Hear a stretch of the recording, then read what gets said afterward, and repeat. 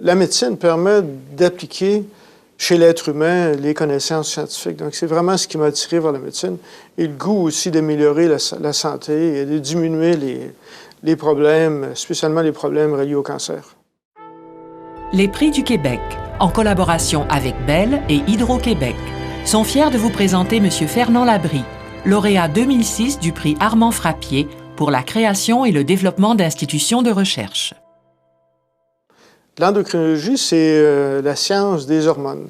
Donc, les hormones sont des messagers chimiques qui prennent la circulation ou qui sont fabriqués localement et qui contrôlent le fonctionnement d'à peu près toutes les cellules de l'organisme.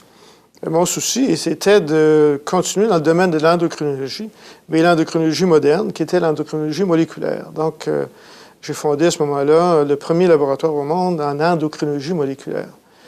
Seul, on peut faire très, très peu en recherche.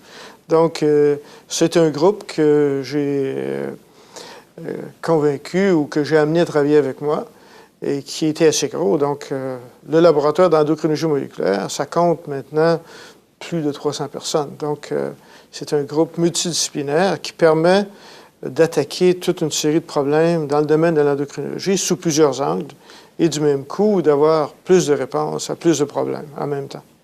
En faisant des recherches plus fondamentales, qu'on a découvert qu'en injectant une super hormone, une hormone plus active que normale, au lieu de stimuler les fonctions sexuelles, ça bloquait. Donc, ça a été l'occasion à ce moment-là de remplacer la castration dans le cancer de la prostate. Et c'est un médicament qui se vend depuis 15 ans à travers le monde. Habituellement, en médecine, lorsqu'on découvre une nouvelle hormone, on essaie d'avoir une hormone plus active afin d'en utiliser une plus petite quantité pour remplacer cette hormone-là chez des patients qui sont déficients, donc avec un déficit de fonction sexuelle dans ce cas-ci. Et c'est l'inverse qui a été trouvé, ce qui était une très grande surprise. Au lieu de stimuler les fonctions sexuelles, ça les bloquait complètement. Donc cette découverte-là, par contre, a été très utile parce qu'elle a permis de remplacer complètement à travers le monde la castration dans le cancer de la prostate et la castration également dans le cancer du sein. On a découvert également que la moitié des hormones mâles proviennent des surrénales.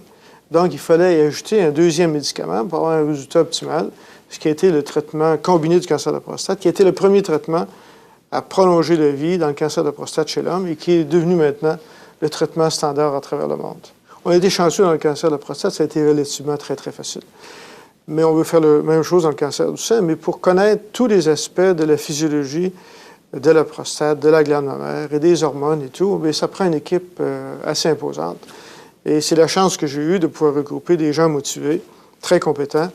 Au cours des prochaines années, ce que je voudrais réaliser, c'est, pour le cancer du sein, faire ce qu'on a fait pour le cancer de la prostate.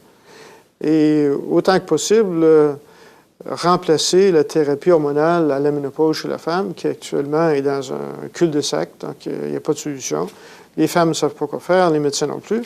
Donc, je pense qu'on a une réponse à ça, et qui, en même temps, pourrait prévenir le cancer du sein. Donc, assurer la qualité de vie de la femme tout en prévenant le cancer du sein, qui est un des plus grands désastres chez la femme.